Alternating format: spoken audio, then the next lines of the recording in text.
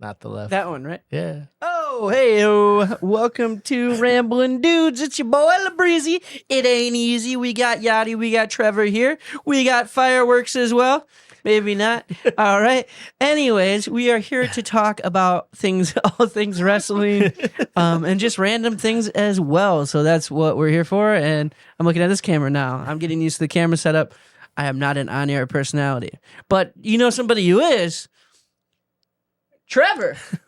He was recently on the news, the local news. Tell us about your adventures on the local news.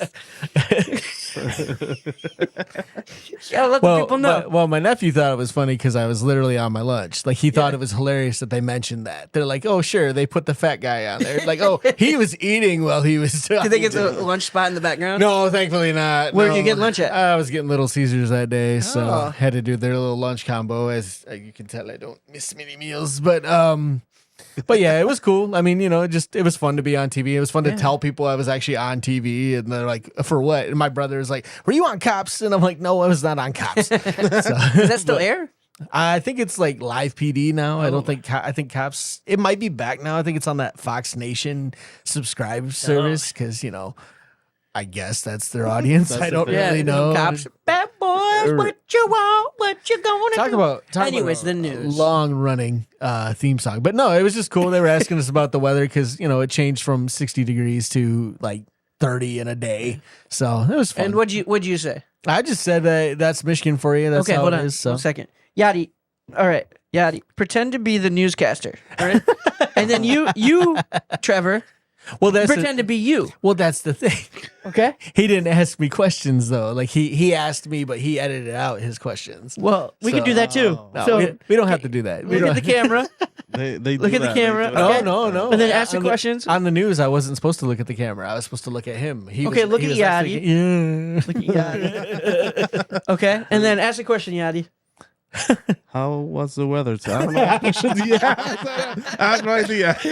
How was that weather for you, young man? Came up. I don't know why it does that. Learning things. It's fun. It's fun. All right. Anyways, but we got a local celebrity in the house. Trevor was on the 5 o'clock news, and he was eating Little Caesars, not a sponsor. Luckily, I wasn't eating it on the video. That no one would want to see that. I'd be kicked off. I think it would have made it better. Hey, what do you have on your shoulder? Well, I was This one. This one. Yeah, that one. I was asked to bring my undisputed WWE title. This was actually the first one that they had. This was the one that Triple H got after he beat Chris Jericho. Oh, wow. At Mania 18. It was 18. And then That's the actual title? no, well, not like that one. Oh, you could have told me it was. And I've been like, how'd you get that? He would have been like, yeah, You'll right. never believe You'll it. never believe it. I came in with a sledgehammer. But yeah, this was the one they had, and then when Brock made it exclusive to SmackDown, Yeah. they changed it up, changed some of the silhouette on it and everything. It's still a cool belt, the one that Eddie had. Oh, it's That- awesome. I love his commemorative title. Have you seen that thing? It's like got it's got an orange strap with like his tights design on it. Oh, nice. It's really cool. It's actually one of the only commemorative titles I Oh, like. wow. Like as far as like for wrestlers that I want. Brock's was kind of cool too because What does Brock's look like? his is this one, but it was silver instead of gold. And then like the strap was like the spine tattoo that he had. It was like not on his back, but on all of his trunks and stuff. Yep. So that was cool. That is pretty cool. that I like was that a lot. Yeah. Brock's a monster, so Oh yeah, for sure. So having anything like that. But yeah. Anyways, I just want to start off with some news that Trevor was on the news. and not on the local crime section. So that's all that. Yet. Is about, so We're not sure where he got this title. He's told us the story, but they'll never catch me. I do not want to be a part of this. I've seen stories. So Okay. no, but since you had mentioned titles and everything, I don't know if you said you missed SmackDown this week. Yeah. One cool thing that Roman did in between TV, I think it was actually after the show, there was a girl in the crowd who had a sign that said, "Acknowledge me, I'm in remission from cancer." Oh, okay. He acknowledged her in front of the crowd. Like he held his Nice. title up That's to awesome. her and he actually signed her sign. That's awesome. And then she met a different wrestler. I can't think of who off the top of my head. Was it but, Rikishi? No, it was a women's wrestler. What's her name? I think she was in the Elimination Chamber. She's one of the newer roster members. I don't know. I know who you're talking Can't about. think of her name. I feel really From terrible. NXT. Yeah. So She has long blonde hair. yeah, so she got to meet her, and it was just cool because Roman healing it up, still a great guy, and obviously he has some experience in the arena, defeating leukemia twice. You know what would have been cool though? If he ripped the sign. like Christian would have. Yeah. That'd have been great heel work. But No, it's awesome that he did that. it was though. cool for sure. I remember when he announced that he had been suffering from leukemia again. And Yeah, when it was back. Yeah. So that was crazy. That's the first time everyone was like, they literally were booing him, and then he come out, and everyone's like, "Oh, See, like Roman's always been interesting, just because when he broke away from, like when the Shield dissolved and everything like that, and for the longest time they wanted him to be the guy, and then the fans accepted it, and then they didn't pull the trigger that year. Yeah. And then they waited, and then by then people were just like, they knew what they were doing, so they're like, we don't care. Right. Get Roman off our screen and everything like that. So it's cool to see him kind of get really what he worked for. I mean, it really, the heel turn has been great for him. Mhm. Obviously, it's the best work he's done. yeah. It's the best storyline in the business, in my opinion. I know we have some bias here, but you're also the one that watched SmackDown this week, and I did not. So I don't know how much room I have to talk or my say in it, but I would say over this last 2 years or whatever it's been has been phenomenal storytelling. Yeah. Oh, yeah. It's definitely one of the best. Hollywood stories out Rock there. is killing it. I mean, my problem with Hollywood Rock has always been the same thing. It's not that he's not good. It's not that he's not the great one. I mean, he's the Rock for a reason. But my problem with Hollywood Rock has always been the same. Trevor, what do you think? What do you think? I'm not falling for that. Doesn't matter what you think, Trevor. Hollywood Rock is the best thing in the business right now. See, I disagree. But I mean, he's still up there for sure. I like it how you said it. I disagree. I disagree. No, it's just that I like The Rock, one of my favorites, period. But it's the same shtick. He's done it forever. It's a lot like, it reminds me a lot of when Shawn Michaels kicked. Like Sting. Now, see, here's the difference. Sting puts people over. Rock tries to bury them on TV and then, pins them in 13 seconds at WrestleMania in a match he's not even supposed to have. So, I'm a little salty. I don't think he's doing that this time around. No, Doesn't he's sound not. that way. He's not. And I Are mean, they going to do... Refresh my mind. What was the match? he came out, he lit his name marquee on fire. He went back and forth with Bray Wyatt, and then he pinned Eric Rowan in 13 seconds in like the shortest Mania match ever. And it's just like, what purpose did that serve? That fire gun was awesome. Other than to make, that was was it Mania 32? Yeah, but no. It was, wait, was it 32? Like the one that he came out with the Oh, yeah, that might have been 32. the flamethrower thing. I can't remember now because, I can't remember what number it was. They did one In of the the 30s, though. a different channel did name all Undertaker's opponents, and they were doing like WrestleManias, and I actually got to 15 where he fought Big Boss Man, and then I just fell apart because I forgot he fought Big Boss Man, and I forgot he did the whole. Can you name them all right now? It was AJ Styles Boneyard match. Oh shoot, AJ Styles. That's Hard under pressure. Yeah, it's hard This is under what happened on the news, too. He's like, what do you think of the weather? Ooh, Ooh, I it's don't warm, know. it's cold, it's chilly warm and outside. cold at the It's same chilly time. outside. It's weather. I'm just joking.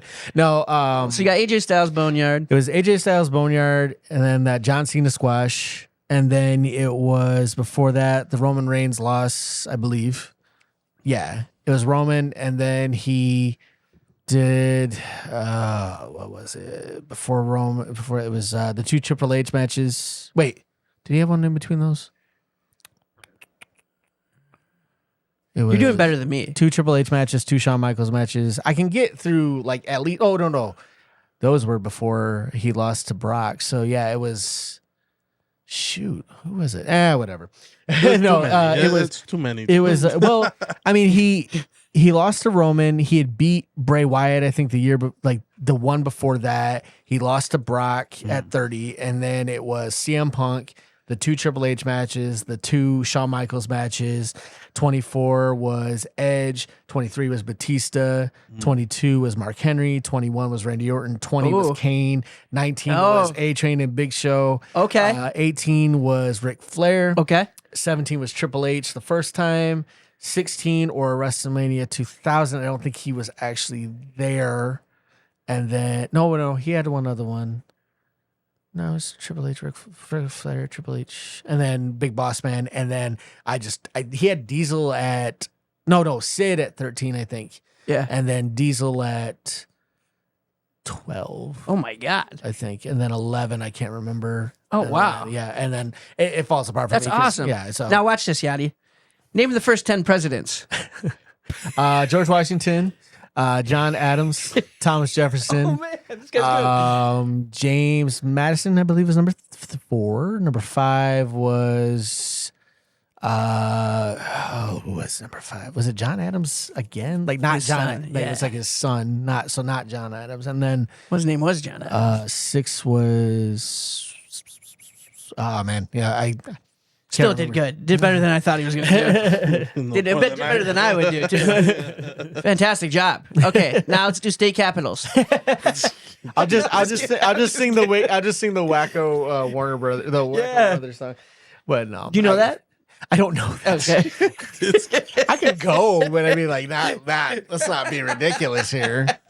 So, I mean, Okay. if you- Anyways, my favorite Taker match had to have been the Crown Jewel, where he tagged with Kane and he versed Triple H and Shawn Michaels. we're and gonna DX. edit this part out because that's completely blasphemous, and we don't like that. So. What? That's a great match. Yeah. Okay. When Kane's mask falls off. yeah, when Kane's mask falls off and Triple H tears his other whatever muscle he Yeah, hasn't torn so his yet, and pectoral. Sean completely obliterates his happy retirement with his antics to where he's sitting on the floor like, man, this was a really stupid idea. I can't believe I did It was this. awesome. No, And legitimately. the best is they got paid $10 million. oh my probably. gosh, so much money for that hot garbage. But I mean, whatever, yeah, I The can't. part when Kane's mask fell off, I lost it. I never laughed so hard in my entire life.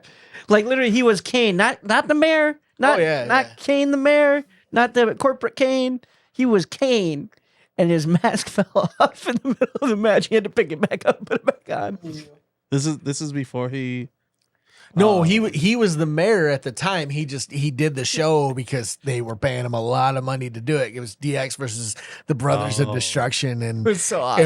it was It was the same one where O'Neal Titus went underneath the ring. Oh, this is great. more recent. so good. What a show! More in the last 10 years than Yeah, oh yeah, that it was was pretty incredible. recently. Yeah, a lot of people. It's technically Shawn Michaels' last match ever. yeah, which no one will admit to because his last match was technically a 26 against Undertaker, one of the best matches of all time.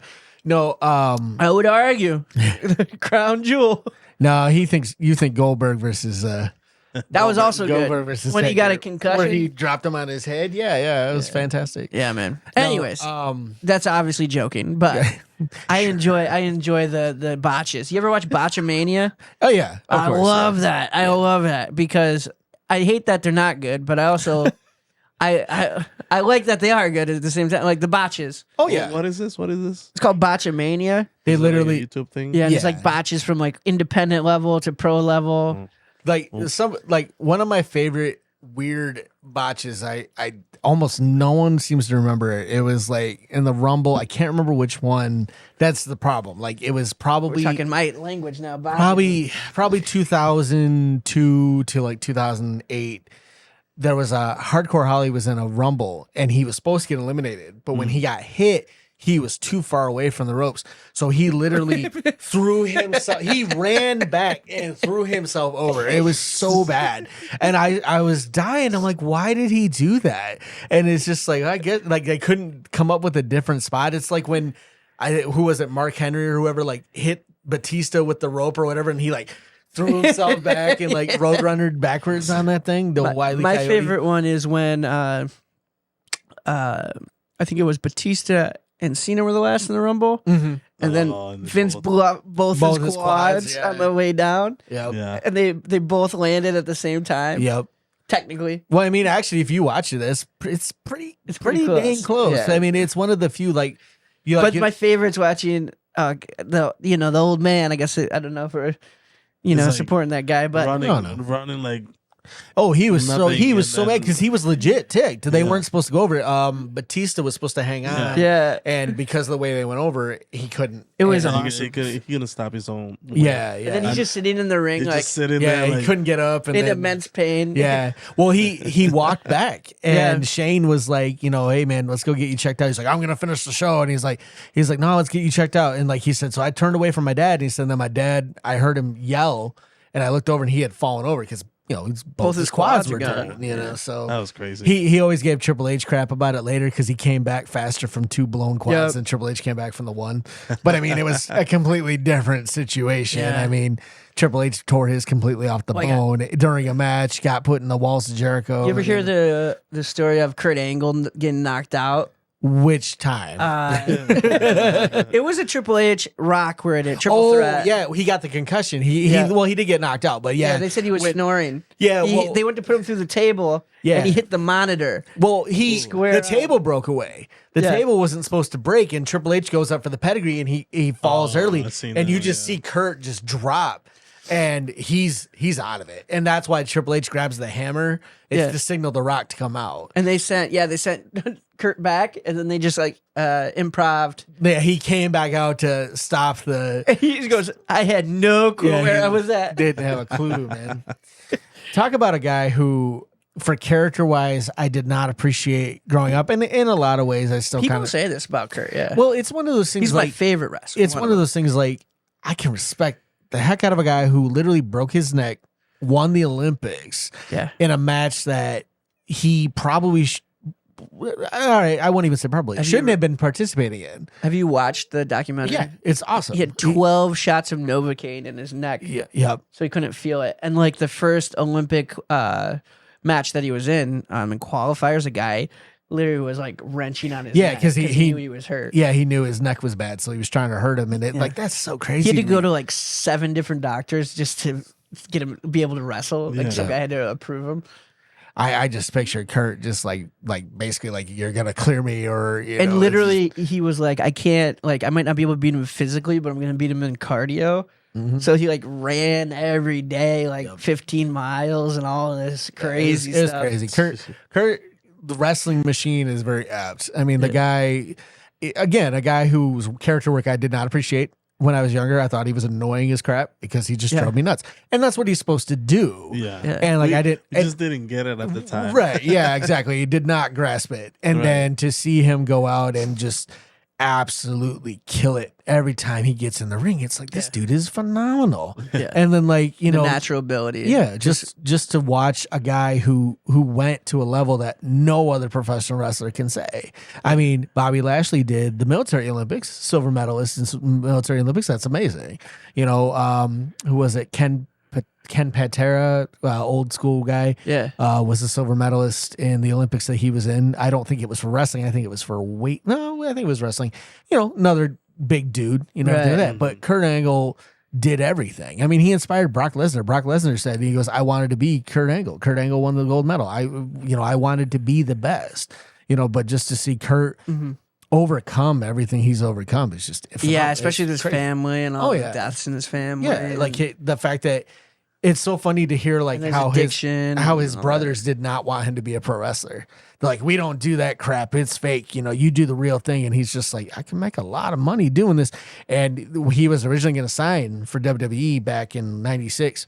And his brothers basically like, you signed for that, you're dead to us basically. And he didn't sign. And so after he thought about it, he came back to Vince and was like, well, I want to sign. And they're like, okay, here's a developmental contract. Because they were going to give him like $10 million or something to sign for like 10 years or some ridiculous number, especially for an unproven rookie at the time. And at least in the pro aspect.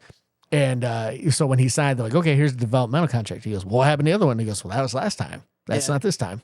Vince was told no, he didn't like that. And in respect, and like Kurt even said, he goes, I had to earn my way back. And he goes, and I understood that. Yeah. And it's just cool to see that. Like Kurt versus Shawn at Mania 22.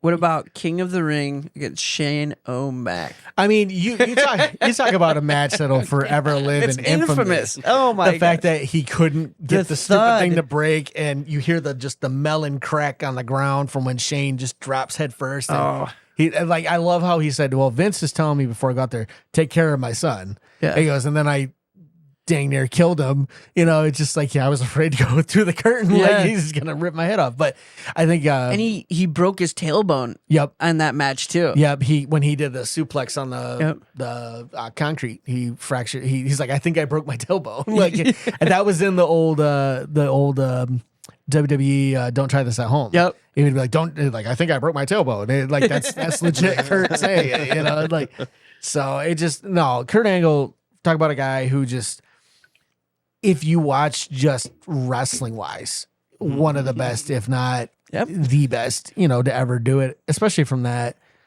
aspect of it. Honestly, one of my all-time favorite wrestlers. For sure.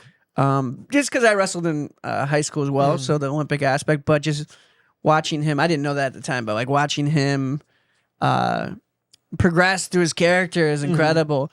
He was a very good face, a really good heel. He actually was a terrible face to begin with because they tried to do the Olympic Triple I, and then it turned into this character that just worked. It was that arrogant, like, I'm really good, guys, and like that's the thing with Kurt was like he comes out and I think Vince said, "Oh, you're going to be an American hero." Yeah. Vince, I think honestly, maybe subconsciously knew that he was going to get booed out of the building because it's the same thing. Like, it's kind of like what Punk would do when he was touting straight edge society or anything. It's, I'm better than you. So you hate him. You're the antithesis of every wrestling fan. You got Kurt going against not Shawn Michaels, against Stone Cold Steve Austin, beer drinker, beats up his boss. You don't beat up Mr. McMahon. That's only something a bad guy would do. And you're just like, shut up. It's the same thing. Like, you cheer for the guy who takes the risk or who does the thing that you wish you could do. You don't root for the good guy because you really like him because he's a clean cut guy.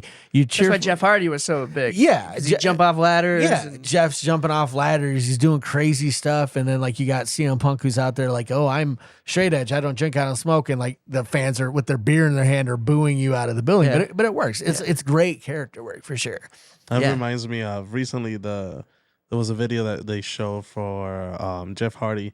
Sting was talking about a match that they were having. Yep. Impact. And he was like super drunk. I think it was Road to Glory. It was Bound for Glory. Bound for Glory. Man, I never seen it till I saw this video like yesterday. Yeah, and you can see he's stumbling. Yeah. Oh yeah, and then you see coming down Bischoff. And Bischoff is like he talked about it. But if he really was like, hey, you're not going to do this, he would have not done it. Well, the thing with Bischoff is like Bischoff openly admitted that he shouldn't have done it. Yeah. He's like, I should have never let him go out there. He goes, I knew I was in trouble when I saw him in the back. And I was like, but Bischoff comes from that WCW world where you just roll with it. Yeah. And they rolled with it. They should have done something else. Throw anybody out there. Like, hey, you got him in the back. Yeah, exactly. Have someone beat him up in the back and be like, Jeff can't compete, so Sting's gonna fight, whoever. Right. I don't care. AJ Styles. Anybody. Literally anybody. Anyone else. Could have been Doink the Clown. Could have been anybody. That was the worst match ever. Yeah. Imagine paying all that money.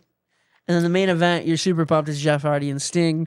Yeah. And it's a 2-second match. 2 seconds. Your hero is like just obliterated. Well, you can tell that Sting. Well, don't forget Jeff was heel at the time too. Yeah. That was like immortal Sting. Yeah. Not Sting. Jeff. And the fact that you can tell something's wrong, the fact that Sting's holding him down to get the pin, the fans already know it's bullcrap, and they're chanting that. And even Sting's like, I agree. When you're like locker room leader, your Undertaker of your company is like, this is crap, and I know it. I'm sorry, guys. What do you do? Yeah. And like, and I love, there's a video. I don't know how legitimate this is because it's wrestling. AJ Styles is on video at one point ripping apart Jeff Hardy. Yeah. Like, you took food off my family's plate that night. you screwed Well, us. they did a weird thing after that. Mm-hmm. They like tried to bring him back, and on live TV, Yeah. they literally had all these wrestlers attack him for being like not being sober. Right. So they attacked his addiction on live TV, Which, you know, for is- storytelling. So they're doing like an intervention the wrong way. Kinda- Yeah, it's no different than when Vince Russo thought it'd be a good idea to have Hawk, who is notoriously got alcohol problems, drink on TV and then get thrown off the Titantron by Droz. You know, it's great TV. It's no different than when Jake Roberts was trying to get clean in the 90s, which unfortunately he didn't really do until years later, but which he's clean now. But watching him fight Jerry or like, Lawler. yeah, or like watching- CM Punk Well- and well, like- his dad or whatever. And Well, like with Jerry too. Lawler though was like pouring actual whiskey Yeah. in Jake's face. Oh, yeah. And Jake said, I was mad because I was taking this medication that even the smell of alcohol made me nauseous. Yeah. And he's pouring it in my face and it's getting in my mouth. You know, it's ridiculous. You know, Yeah. I understand that. I mean, with Jerry Lawler, he comes from that Memphis territory. I mean, he ran the Memphis territory, but he comes from that Memphis territory where you're like real heat is like the way to go. You say what you gotta say, you do what you gotta do to get that fire in the good guy. But Jake's in no condition to compete, and you're just doing this. I mean, like, and that's the thing with like the CM Punk thing was the only thing that I kind of wish they had gone with was he wanted to propose that after during a segment, Jericho would attack him and tattoo something on him. And he was all for it. And then it was during the PG era. And they're like, well, if he tattoos him, there might be a little bit of blood. And they're like, well, we can't have blood. So, and Rhea Ripley actually said in an interview, she had proposed something similar during a feud with Bianca Belair. Yeah. She wanted Bianca to tattoo her. But again, same problem. Well, there's blood on it. She Also, it'd just be weird because it's like, how can you do any type of tattoo and Well, that like was- a fake tattoo or well, the thing was they legit wanted like a battery powered tattoo gun. Like they were just gonna do something like- crazy. And can you like even do a tattoo that quick though? it depends on what it is. Like you write it on the doesn't take- skin. yeah, It doesn't take that long. depends on what it is. Okay, but it wouldn't like it'd be like chicken scratch though, right? Oh, it'd be like her initials or something Yeah. like that. Yeah, Probably it wouldn't be anything good. Like you probably couldn't like- write, a whole word in like yeah, 5 minutes. It would look like crap, I'm sure. Yeah, that's what I'm saying. And Rhea It's would like- have to get it covered later, but It's like this hand-free tattoo and from Yeah. a non-tattoo artist. Yeah, it's so- gonna look great. yeah, it's gonna look fantastic. just for TV. I'd be like, why is there a tattoo gun? Where Yeah. did the tattoo gun come from? But like we talk about, They'd have to do like a hair versus no hair type thing. Tattoo versus no tattoo. you See, talk about like there is this like it's like a fake tattoo gun, but it's like you put a like a pencil, like a oh yeah, like a yeah, pen. yeah. and then it acts like you're tattooing someone. They use it for practicing. I've seen Yeah. those, but they could have done that and Yeah, then that'd make get a more tattoo sense. after. a friend That of would have mi- worked better. Yeah. Yeah. A friend of mine, she was a tattoo apprentice for a while, and they would have her practice on like fruit Yeah. because like the texture is pretty similar, I guess. And like, What do you think is the most human-like fruit? I have no I idea. just say like a plum. Like as far as skin Plum? wise, probably like an orange or Yeah. like a you cantaloupe. got skin of an orange? Well, think You about got it. skin of a plum? Yeah, I was just like, have you seen a plum? Those are like super It's like thin. super thin. I bruise easily. Okay. Bruce is like a peach, but he's got skin like a plum. It's quite beautiful. But I mean, you talk about Mania matches. It's the transitions. For me. You talk about Mania matches in general that influence the whole thing. When Jericho and Shawn Michaels at 19, Yeah. Shawn Michaels had just come back, had wrestled in the he hadn't done the Elimination Chamber yet. He had only wrestled at SummerSlam, and then he has that whole feud with Jericho beating up women and Shawn rescuing those women. And then you have him go out. It's actually my buddy and mine, Rob's probably favorite match because he's a big Jericho fan. He's like, Yeah, that's what you're saying, And yeah. I'm a big Shawn Michaels fan. So that was like premiere. And so whenever he gets mad at me, he'll send me a video of Jericho kicking Shawn in the nuts at the end of the match. I always send him the whole match before it because you know Shawn wins. But I mean, I was between like right before that, I had kind of quit watching, and that was the match that brought me back full circle. Why'd you Like, quit watching? I just a part of it was inaccessibility. We didn't really have cable, Gotcha. so it was hard to watch.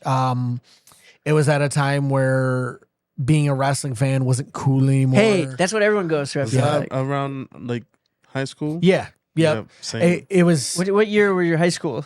I was 2001 to 2005. So. Okay. Yeah, you guys are older than me. It's good to know. Wait, I graduated 2007. Okay. Yeah, So- you're older than me. Yeah, Good you- to know. Good to know. But yeah, like just to kind of go through that because you lived through the hottest period. Yeah. NWO, DX, all those guys, rocking Stone Cold. You lived through the hottest period. Disco Inferno. And then in his own mind, yes, very much. But then like it cools off, and then it's not cool to be a wrestling fan anymore. I mean, it's the same thing like you go through like when you're little, Power Rangers, Ninja Turtles. They're cool when you're little, but when you're older, dude, that's a kiddie show. No. Whatever, man. I went back to Power Ninja Rangers. Turtles is a graphic. Yeah, comic. exactly. Yeah. It is a graphic comic. Best thing ever. Well, yeah, the Ninja Turtles Is a graphic comic. is like adult, but X-Men 97. oh, I cannot wait. March 20th. That's gonna be so sweet. I'm so excited. That's what I'm saying. But like you think about it, and then you come back to it because you realize this is something you're Yeah, you like into. girls, or whatever. If you you both like girls. Married to a woman. Oh yeah, that's true. Married. I like women as I well. don't have a name. I love how you have to clarify that. I love women as well. It's my favorite thing next to cheese pizzas. Yeah, I'm just in between. So cheese pizzas and burritos. Don't you knock- from the knock cheese gas pizza? station. I like taquitos, not burritos. Get it right, okay? He likes the Speedway taquitos. Hey, 3 for 3. I run off of energy drinks and taquitos, baby. It shows and it smells in here. I'm sorry. And I'm not the one that smells. That's what he says. That's No, I wear deodorant, Old Spice. not the other end though. Not Hey, sponsor. That's the not a sponsor. You don't know how I live my life. No, but but I mean, it's just one of those things. Like you go from being that kid who liked the geeky thing, and now you're not allowed to like the geeky thing. But then you're like, you know what? I like the geeky thing again. And like my buddy Rob, actually, when I was a freshman in high school, he was the guy writing South Park wrestler comic books, like in our art class. And so I'm like, oh, you watch wrestling? He goes, oh yeah, I'm a big wrestling fan. So he like would give me the magazines and stuff. And then like he started inviting me over and we would watch pay-per-views and he would show me, I watched like old King of the Rings, like the one where Kane killed KD Vick and it's Triple H and all that stuff. And just stuff like that. It's super fun to just think that there was a time that I wasn't into this, but now to know that you're just, yeah, it's part of you, like you're just a big fan. So You got the belt right on you. exactly. This reminds me, it's a super random thought. Did you guys ever watch that wrestling movie? The wrestler. Starring no. Mickey Rourke? No, is it Iron Claw, King of the Ring or No, Behind the Mask? no? Beyond it's, the Mat. It's Paul It's- Heyman is in the movie, Oh, like as a promoter. But I completely forgot about it was a wrestling movie? Yeah. Because like the only thing I can think of with Paul Heyman in Is it was, ECW? Was the rollerball movie that he did because he's like the commentator. in that. Search it and Yeah, look that up because like wrestling movies that I have watched was probably Knucklehead with Big Show. Was I'll search it over here. it was pretty funny. Other wrestling movies. I haven't watched Iron Claw yet. I need to. I need want to to. as well. I'm so excited to I heard watch that's it. good. I've heard it's great. Yeah. But then like you got Nacho Body Libre, action. which I have not actually watched. You've never watched Nacho Libre? I was going through a phase. Nacho! I was going through a phase of really disliking. Did you see him? He was at Raw. Yeah. Like it just like I was going through a phase of like really not liking Jack Black though at the time. I have seen the light. That's blasphemy. That's blasphemy. This is the guy who thinks Shawn Michaels' best matches in Saudi Arabia. Yeah, but Jack Black? Skadoosh? Kung Fu Panda? Well, like, School of Rock? well, like, no. I loved him in Orange County. Loved him in Orange County. Loved him in a lot of the other stuff he's done. It's just been really great. Loved him in Jumanji. One and two. Welcome Jungle and Next Level. I think was the second one. Well, third one technically. But just to go through. I'm glad you're reformed. And now you come Jack on. Black. Best wrestling movie of all time. Ready to Rumble, David Arquette. I mean, come on. I mean, yeah, led to David Arquette winning the world title and killing the business. See, I like the wrestler. I do. I really do. I respect the heck out of Mickey Rourke for going full method in that movie. Yeah. He bladed in the movie. He got the thumbtacks and everything else like that. Phenomenal movie. It's just one that is really hard to watch. Yeah. And that's why I don't rank it higher. It's phenomenal, but it's just really hard to watch, which is kind of what I'm worried about with Iron Claw. Yeah, it's really hard to watch at first. So, no, I love found the movie. What is it? Ready to Rumble. Paul Heyman is in Ready to Rumble? Yeah. Like a short amount of time. Who is he in Ready to? Is he himself in Ready to Rumble? Yeah, I think so. Yeah, he was a promoter, like a short at the end of the movie, basically talking. As one of the, I think it was one of the commentators or the promoter. No, because the commentators were Mike Tenay and Tony Schiavone, I think. The WCW guys. Yeah, it was all WCW. Paul Heyman, I don't think was. He's ECW, right? Are you sure he was in there? Yeah, I think just pulled your phone. My phone computer. You got a whole. He broke it. Just for people who are watching at home, he's got a MacBook. He has a picture screen that we're on. He has 7 cameras. He's got a picture screen. He's got lights. There's a fan above us. He's got a screen that you can touch things on.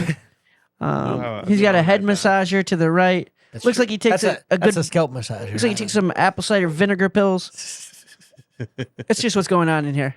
Anyways, but yeah, it's just one of those things like to see wrestlers. Sting was here and just Goldberg. Sting was in it. Yeah, this is Yachty. This is what you should be doing, Yachty. You're a guy. I don't think Paul Heyman was in that movie. I'm pretty sure he was. Young John Cena is in that movie. Oh no! He's actually working out in the gym where they go to recruit Bill Goldberg. He's in the background. It's his bodybuilding days, so he's got the blonde like high the prototype. Yeah, he's very prototype. I think it was pre OVW, but he was just there working out. And they had like an OVW thing? Yeah, they were they had OVW. I know like that's developmental, but they also had like a behind like showing like John Cena's rise and Randy Orton. Well, yeah, they have all that, but also wrestlers on Netflix. Not a sponsor. They have the Monster House. It's all about right? OVW. Oh, it's OVW. It's OVW. Right. It's talking about Al Snow. They have 2 guys who are local Kentucky businessmen who help pay for things. Cool. And I love the independence. Kind of how they clash with Al because the dude who's putting more of the money in, I cannot think of his name. He very much can rub people the wrong way. He's a businessman, so he comes in. He expects things done in a certain way, and he comes in and with Al and they clash, but they start working together, and it really is kind of cool. Like the whole thing is really. Is this good. Like from like the wrestlers from last couple years? Or? Yeah. Like is anyone big now? Or? I'm trying to think. The only guy that I recognized as big was James Storm. He has an episode where he comes in and he fights their champion. Nice. And I used to love James Storm. It's from Michigan. Yeah. It's to set up like this whole storyline where the champion now has to chase. Yeah. And Al Snow says all the money is in the chase. Like that's the best way. And it's cool to just see Al Snow have that mentality that just because you're popular in this business doesn't necessarily mean you're successful. Mm-hmm. And he often wonders if maybe he should have done more to be successful. Yeah. He shows a match where he was wrestling against Too Cool. Yeah. And he's wrestling by himself. Like Head is supposed to be his tag team partner. Mm-hmm. And he loses. And he said, what I should have done is I should have gone over. He goes, but I didn't do that. He goes, I wanted to put them over, but he goes, unfortunately, it put me in this spot where I can't get over now. Because these guys are above me. And it's just cool to see him reflect on his career. They go to Ric Flair's last match. Oh, nice. Which one of them? Yeah, the most recent one, they watched that and stuff. And great match. It's cool to see Al Snow walk around in the arena and people recognize him. Like, it's Al Snow. It's Al Snow. And they like want to take pictures with him and stuff like that. And so I think that did a lot for him. Like, people appreciate you, regardless of what you think you might not like. Yeah, you weren't financially maybe as successful as some guys. I mean, but you were still well respected. That's just like the one thing like modern day wrestling is missing are those stars on the mid card. Well, I mean, I think right now WWE's got like Gunther, but like he's he's about to be main event. He's always main event. But that's the thing, like with wrestling in general, with like kind of what I was talking about last time I was here, was the spoil of riches wrestling wise. Yeah. You watch, like, go to watch an AEW show, and not everybody is a superstar. Same thing in WWE. But the people that are at like that upper mid card level, you've got Darby Allin, you've got Max Caster and Anthony Bowens in the oh my gosh, the Acclaimed. You got the Bang Bang Scissor Gang with the Gun Brothers, Jay White, who is a guy who I can honestly say I respect the crap out of, because this is a guy, when he's on the microphone, you pay attention, because he doesn't mess up. He doesn't stutter. He doesn't trip over his words. Everything he says has a purpose, has a reason behind it, and you hang on it. You want to listen to it, because he's going to say something funny, or he's going to say something cool, or he's going to say something introspective about it. And then but now, like with AEW, you've got Okada coming in, and who, again, another guy who unfortunately I wasn't able to watch a lot of because he was in Japan and I just didn't have access to New Japan stuff. And then you got Will Ospreay, who, I'm sorry, put on one of the best wrestling matches I have ever seen 2 nights in a freaking row for AEW when he fought Takeshita at the pay-per-view. That was ridiculous. Hey, you know that guy? Yeah, so, and then you had him wrestle. Is that the one that we talked about in one of the first few episodes? Yeah. His name's spelled. It's like a cheetah. Yeah, it's That's how you say Kushida. Kushida, like Takeshita. Take a shit out. And then, well, you're thinking of Kushida. Like, Oh, is that the same guy? no? Oh. No. Takeshita Okada is they're the not the other same. guy. Oh, And- gotcha. Yeah, They're not the same people. No, Kushida. You're thinking of the guy with the Back to the Future thing, right? Like, you're thinking of Kushida with the Back to the Future gimmick for a while. He was dressed in like Marty McFly, and No. who are you thinking of? His name is spelled Take a shit out, and he was at the show we went to. Takeshita. Takashita. Takashi. Takeshita? Yeah. The guy who he's got a ponytail. Yeah. Yeah, that's Takeshita. He had a match with Ospreay. Yeah. At the Say it pay-per-view. So it is the guy. Yeah. Pronounce And- it. How do you Pronounce spell it again. Yeah. How was that? Pronounce it again. Takeshita. Takeshita. Not Takeshita, or whatever you just said. I'll show you the video a bit later. Yeah. I definitely want to see that. That'll be funny. But that's how I spell it. But Wasn't that close? I think the way, when I looked it up, it was a Takeshita. yeah, it's Takeshita. But I'm reading in Spanish. no. I know. No, not a criticism. Not a criticism. But no. But then Ospreay fought his Callis He's a good wrestler. his Callis family member, Kyle Fletcher, who was part of Aussie Open, but I can't think of the other guy's name off the top of my head, who was injured. They had a match on Dynamite that was, oh my gosh. That was, literally. I mean, the chops in those matches alone made my chest cave in. It was just hard to watch. It's like, what are you doing? But Will Ospreay is going to be the future of AEW. I firmly believe that. Like, it's not that they don't How have. old is Will Ospreay though? He's been around for a long time. I think he's 30. I think he's about 30. He's about Hangman's age. I actually found out that he and I actually share the same birthday. So that was cool. Like, obviously a couple of years apart, but like that was Wouldn't it be cool. crazy if you're at same birthday, same hospital, 10 years apart or whatever. and then you challenge him to a match on the podcast? Trevor versus Will Ospreay. No, that is not something I want. If Will Ospreay wants to meet me, that's fine. He wants your I'll meet belt. him. He told me Yeah, he's gonna chop my head off. No, I'm good. he's coming for the belt. But like, just to watch, like, this last AEW pay-per-view was one of the best pay-per-views they've ever put on, period. But also one of the better wrestling pay-per-views in a long time. I mean, that's no hyperbole. That's not me being an AEW strictly fan or anything like that. It's just true. They told great stories. And then you gave Sting, who finally retired, and I say finally like it was a bad thing. Sting could still go. Yeah. It wasn't like a Ric Flair It's situation. better when they retire, like when they can actually still walk and do something with their life. They did the Sting multiverse thing where both of his sons were dressed up like different versions I of did Sting. see that. Yes. Like pretty cool. they had Sting was his traditional crow makeup. His one son was the wolf pack Sting, and then the other one is the Surfer Sting with like red, white, and blue. Yeah. And it was so cool. That was so neat. And then the fact that you learned that the only guy that wanted him to lose that match was Sting. Sting's like, I'm gonna go out on a loss. That's how you do it. And the Bucks are like, no, you're not. Tony Khan's like, no, you're not. Darby Allin's like, you're winning this match. Everybody was like, no, you've got to go out on a win, because he's one of the few guys that I accept that. I'm very much a person, if you want to go out on a win, as long as it makes sense and it's not for a title, go ahead. Like a world title, because Sting did win the tag titles. But I mean, you talk about a guy who was owed something better than what he got, because when WCW got bought out, he had the last match on WCW against Ric Flair. And was it Flair or was it Booker T? It was Flair, I think. Pretty sure. In Florida. And then you had him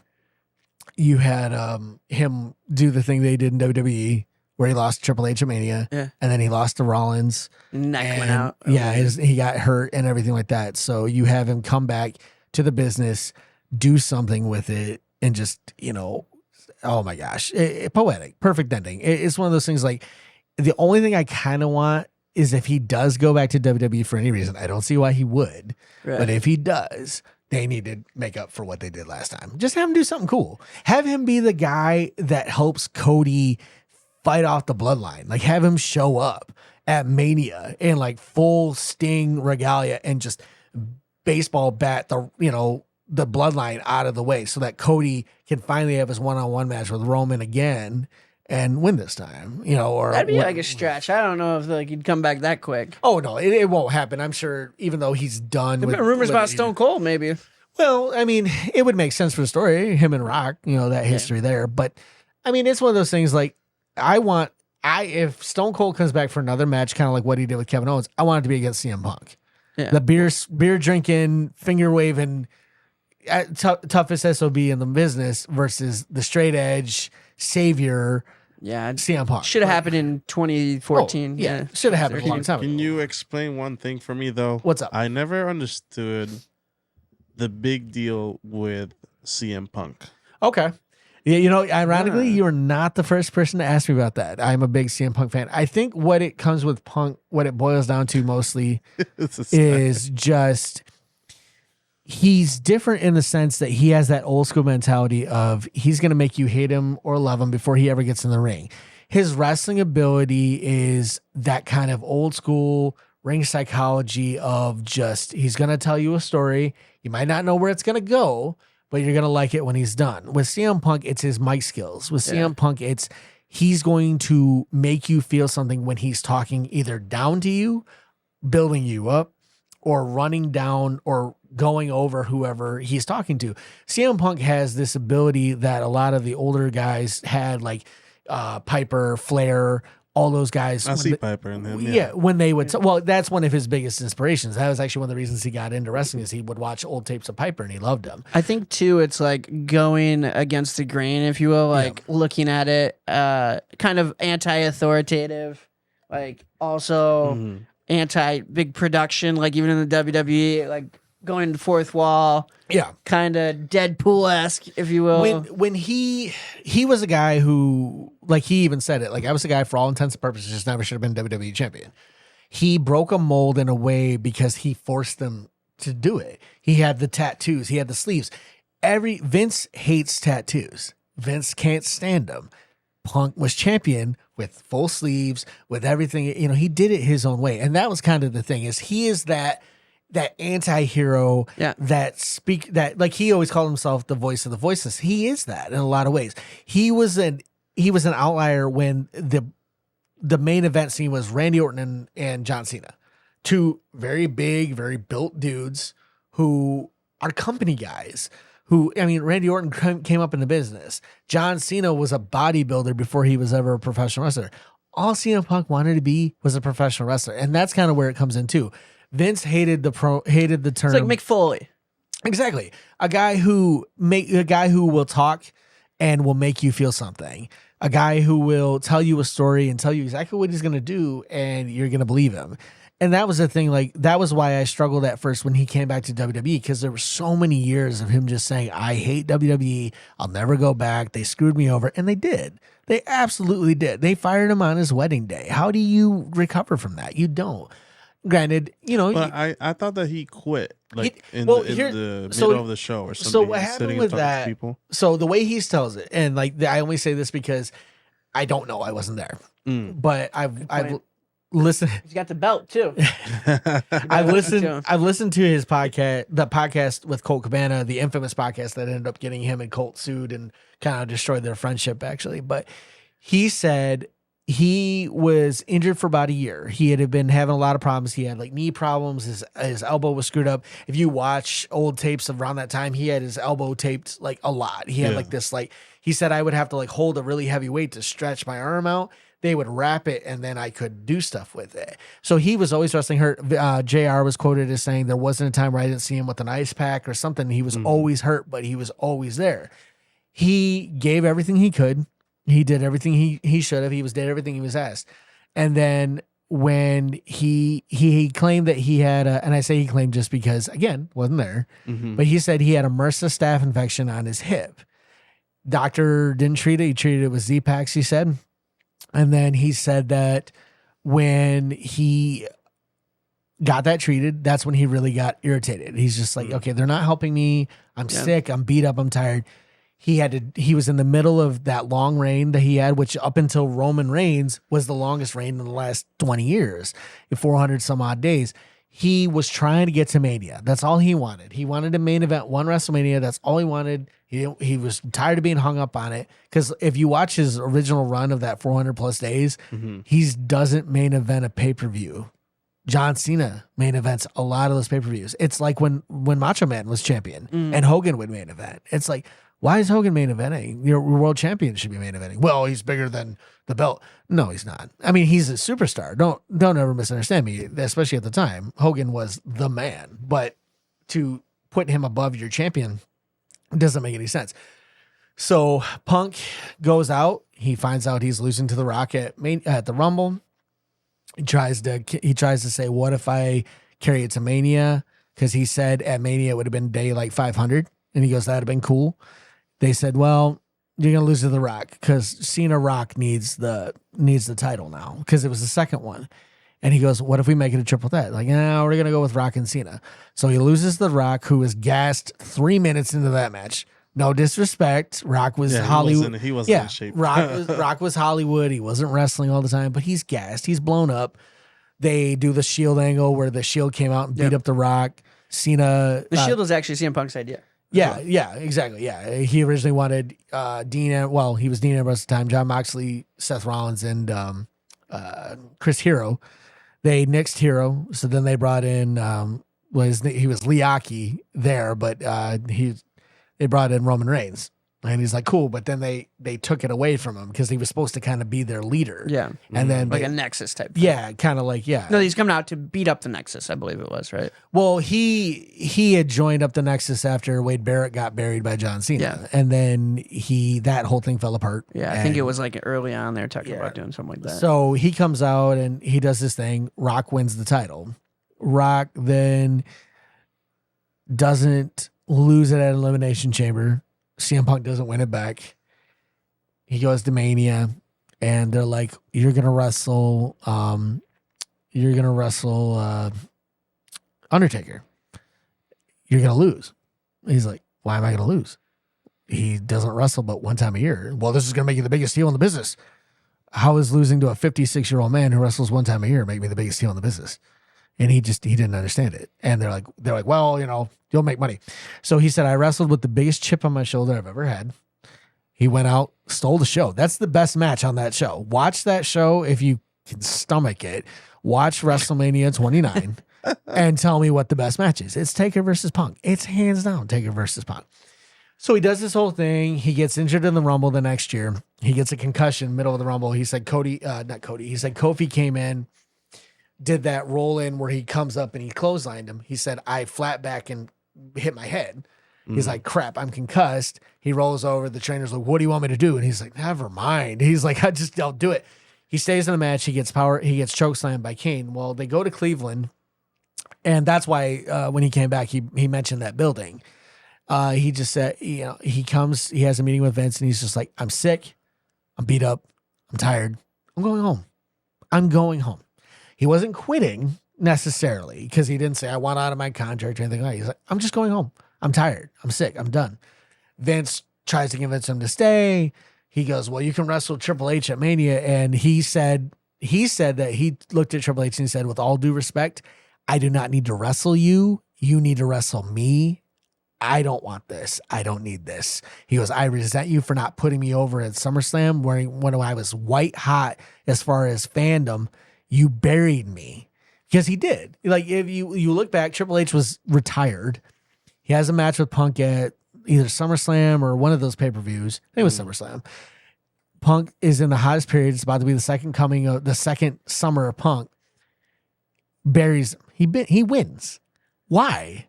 This guy who's going to be here week to week, or this guy who wrestles once every 9 months, if that, who can't go because it's not good for him. He loses. So he goes, I lost to Brock at SummerSlam the year before, which he did. Great match. Hate the ending because he loses. Lost Triple H. Lost Undertaker. He goes, my stock as being the guy is rapidly declining in the casual fan base, which is the only metric that they care about. He said, they don't care about the people who are buying their tickets and watching the show every week. They have them. They want to bring in the casual fans. So they bury me. My stock's going down. I go home. He said he was home for about a month. Vince got a hold of him, said, you ready to come back to work? And he's like, no. He's like, my knee's torn up. No, he's not doing it. He kind of stayed home. He got treated for stuff. He got better. And he was marrying AJ Mendez was who she was at the time, AJ Lee in WWE. Yeah. They get married. The day of his wedding, he gets a FedEx. Because he said that Triple H tried to get a hold of him the night before. He said, hey, he texted him. He said, I'm watching hockey. And he texted me and he goes, hey, you got time to talk? He goes, I'm a little ticked off because I've never been out of reach. They can always get a hold of me. And he said, I texted him back. He said, hey, as soon as I get back from my honeymoon, I will call you and we can talk. He said, never texted me back. The next day, FedEx at my door, my termination papers. I'm being fired. I'm being fired for breach of contract. They are not paying me. They actually are not paying me for the months I was off because they claimed that I breached my contract. He said, I'm getting married in literally a couple hours. I Google and find an attorney, call the attorney, explain to him what's going on. He said, good, let's get him. He said, I went on my honeymoon. I came back and met with the attorney and he goes, I got everything I wanted. That is where the bad blood came from. Yeah. Huge bad blood. Yeah. I'm curious though, because imagine hating this place so much and then leaving an organization and going back to that place. Well, so with AEW, there was bad blood in that water. Right. Too. So is it a thing with Punk or is it, I think, actual bad blood in terms of the organizations? Well, I think, especially with AEW is real bad, it sounds like. Well, I would argue with AEW, and I know this is going to come off very, he's just a Punk fan or whatever. AEW, the problems were different while still being similar, and it wasn't so much. The problem with AEW is Tony Khan did not run it like an adult. And what I mean by that is Tony Khan is a businessman, or at least he should be first and foremost. That's why Vince was so successful for so many years. He didn't get involved with the wrestlers. I would argue Triple H a little bit different because that's his son-in-law. But that's neither here nor there. He goes out. He wants to be friends with everybody. He's a big fan. He loves all these guys. Right. But he doesn't tell them what to do. They tell him what to do. It's the inmates running the asylum. And Punk, when he got there, loved it. He thought it was the best thing. He agreed with everybody else who was like, oh, this is awesome. Like Mox has said, I wouldn't go anywhere else. He goes, this is like a party every week. Yeah. I love it. But then you start hearing these reports of wrestlers who are basically going into creative meetings and like, oh, well, this is what we're going to do. I don't like that. Somebody else. People go into business for themselves in AEW. Yeah. And it's not uncommon. I mean, every company has that. There's just more control when you have a figure in charge. Hulk Hogan when he refused to put Shawn Michaels over. Hulk Hogan when he refused to put Randy Orton over. You got these problems where these egos get so big, and that's just a thing. Yeah. It's the nature of the business, whatever. But with AEW, it always sounded like Punk wanted to impart wisdom to these younger guys, and he started to feel like these younger guys thought they knew more than he did, and it started to create a sense of resentment. Because I can't speak for the Bucks, I will never attempt to, but it sounded like his problems really started with Hangman Page, actually. Yeah, because Hangman was friends with Colt, who used to be friends with Punk. Used to be friends, no longer friends. Yeah, so like you have that whole thing, and then I feel like with AEW, I mean, probably part of it was maybe Punk could have handled it better. Absolutely. I mean, you are the veteran, handle it a little bit differently. But when you have it's much of the same though, right? He's like, I'm hurt, I'm tired, I want to go home. Well, I mean, he tore his triceps, he broke his foot. I mean, everything like that. I mean, that's gonna cause. I think too it was like you said, having structure. Yeah, I think like with Tony Khan, you're absolutely right. It's like big fan, wants to win over the wrestlers, wants to be part of the community. Wants to be Vince McMahon-esque in a way, but not really. Right. At the same time, like he wants to be a center figure. I feel like and liked and loved, much like they do the wrestlers. Mm-hmm. But it's just not the case. He's not charismatic on the mic. Stumbles over his words. Well, I don't know. He's charismatic in like the like super hyper, like my eyes are as wide as I can possibly go kind of way. But I think with AEW too, one of the biggest problems they have is it kind of reminds me of when Bischoff was running WCW back in the day. He got chummy with everybody. Yeah. He was cool. He was the cool boss. That's fine. But if you're going to be a boss, be a boss. Right. And when things started to happen, like I remember Punk came out, sat down, did a promo. He called out Hangman Page, who the commentators are like, he's not here. Like, he's not going to come out. And he goes, next time, the apology has to be as loud as disrespect. When you look it up, there's an interview that Hangman gave where they asked him, do you get any advice from like veterans?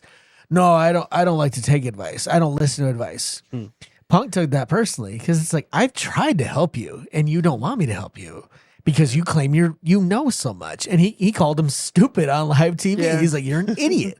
So you have that. You have the Bucks who have their own way of doing things. Yeah. I'm sorry. This is not, I don't like the Young Bucks character wise. Yeah. And sometimes I feel like their in-ring capabilities are great, but they don't go full gear. I feel like they kind of coast on what they know. Taking a back seat. Yeah. I mean, and that's whatever. I'm not going to tell a wrestler what to do. I've never gotten in the ring, but yet. He's got the belt. When Will Ospreay chops my head off, I'm coming back Will to haunt you. I just hope you know that. Trevor's coming for you, and he's got the belt. But like you've got all these guys who they started this company together. They're going to protect it in a way. Mm-hmm. The problem is you can't bring in veterans who know what they're doing and expect them to fall in line. What do you think of them all of them leaving? I mean, let's be honest. Shawn Spears just left. He's back in WWE. But what did Shawn Spears ever do in AEW? Still though, he was the founding guy. But what did he? But he was.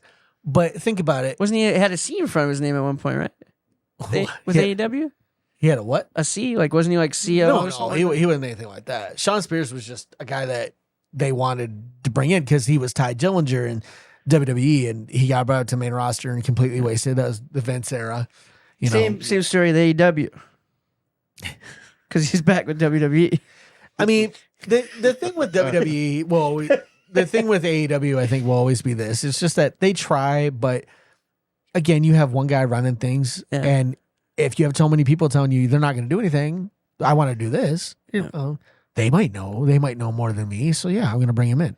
That's fantastic, but it kills your show. Right? There's no flow. There's no rhyme or reason. Exactly. And so with AEW, as far as Shawn Spears goes, more power to you. Make as much money as you can, man, because like I'm sorry, I just don't see them promoting you to world champion anymore. Yeah. So make as much money as you can. Go on NXT. Help the next generation. Yeah. Do whatever you got to do to make money for your family, feed your kids, do whatever you want.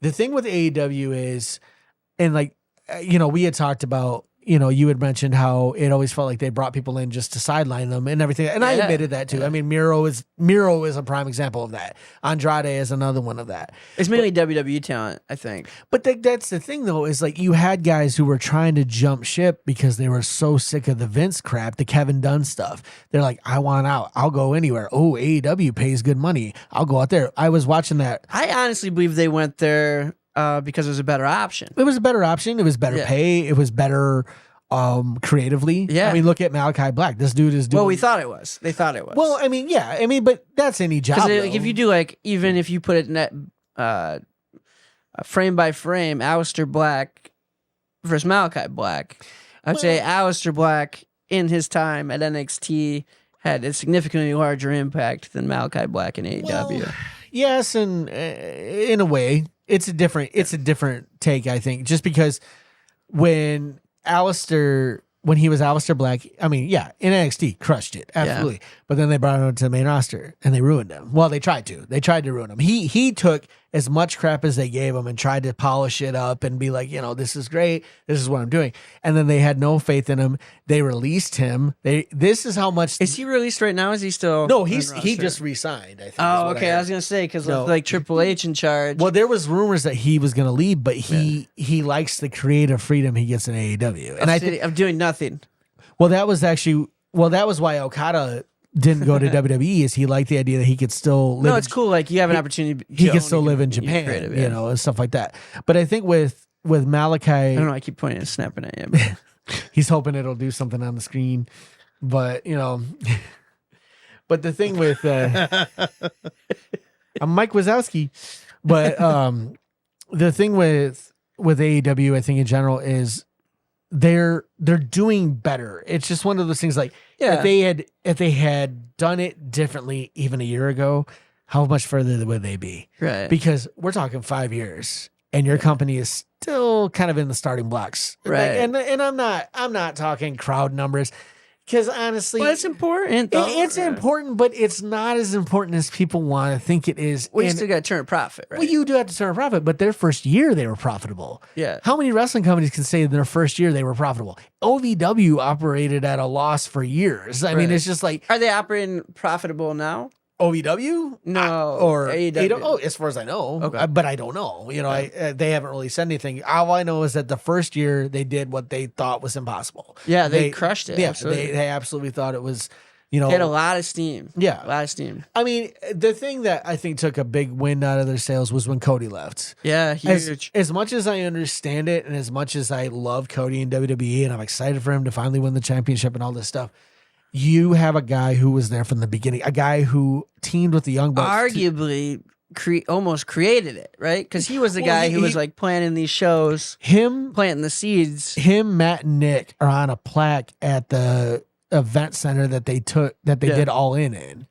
They're on a plaque like commemorating that. I mean, that you can never take that away from Cody Rhodes. Yeah. Even if he were to go to WWE tomorrow and quit, which please don't do that, Cody. That sucks. Finish the story. But he can. They can never take that away from him. He did something that people thought was impossible. They sold a ridiculous amount of seats to a non-WWE. He's in Chicago, right? Pay-per-view. Yeah, it was the United Center. Yeah, it was paper. It was. I mean, and like you go back and watch the show, Kenny Omega versus Pentagon Jr. He was Pentagon Jr. at the time. He's Pentel Zero Romero now, but you have these dream matches. You have these things that you never see. Cody Rhodes won the NWA championship, the same belt that, his dad won, I mean, that's awesome, but it's just one of those things like they had to recuperate. I just feel like if they had other systems in place, they might have recuperated faster. But then again, you look at TNA. TNA had all those systems and they struggled for years. Yeah. I mean, especially when you brought in Bischoff. It's weird that failed, like when you think about it, just because it was a central location. Mm-hmm. Like, you had all these stars come in, but it just storytelling. They didn't have that younger roster that they needed. We talk about TNA? Yeah. Well, the problem with TNA was... And even then, they still had some good guys. Well, I mean, homegrown talent, Samoa Joe. Yeah. Samoa, yeah. AJ Styles. EC3. Christopher Daniels. They had the Motor City Machine Guns. It's like, how did that fail? Like, I don't understand that. The thing is like, it wasn't failing until they stopped appreciating who brought them to the dance in the first place. Yeah. When Jeff Jarrett was running it, he was champion for way too many of times.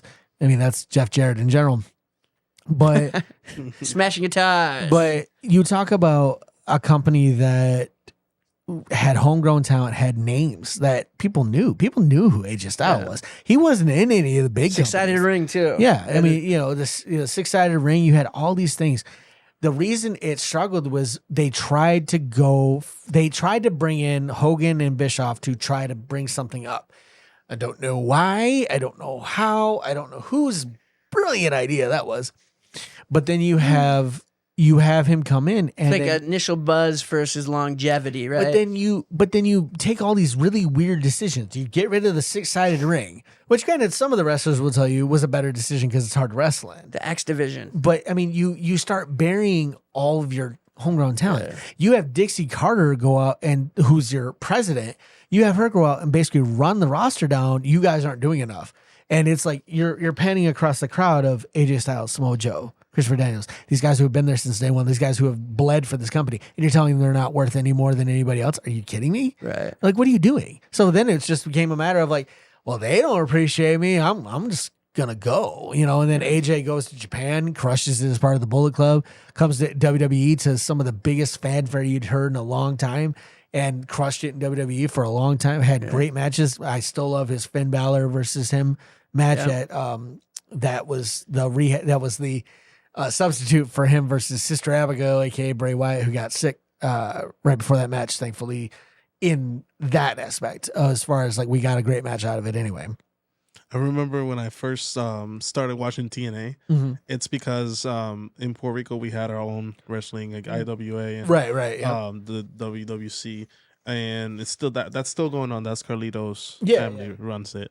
But in TNA they had Abyss. Yep. So Abyss was wrestling in Puerto Rico for a long time, and he was like the Kane and whatnot in that sense, because we didn't have that many big guys. Right. Ricky Banderas. I don't know if you've ever heard of him. That sounds. I know that name. He and was I can't picture him.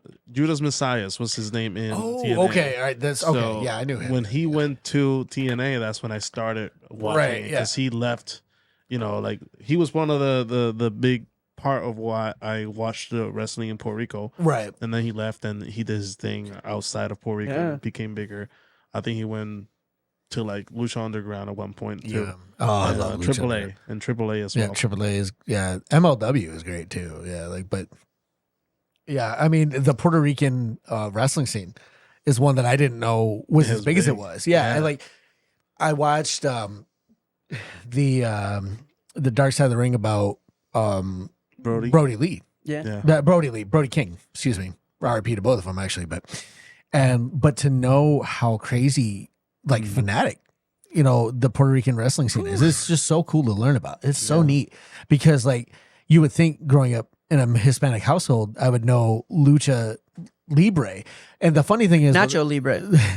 the funny thing with wrestling in my family is none of my brothers used to watch it, growing up and stuff like that. My brother was a big Austin fan and stuff like that. But then I learned later in life that my grandpa was a big wrestling fan. He loved watching wrestling. So that was kind of a cool connection I never really got to have with him because he passed away before I was ever born. But it was just kind of cool to know that at least somebody in my family appreciated wrestling. So, and I think that's why I gravitated towards Rey Mysterio. Is just he was young, he was cool, he was the smallest dude out there, but it didn't matter. He was the giant killer in Puerto Rico. I hear all those stories of these guys who went to Puerto Rico and who just did great things over there. And it's cool to learn all that. It's really neat. My my uncle, my grandpa's brother, he was a wrestler in Puerto Rico. Oh, wow. And he was one of the pioneers.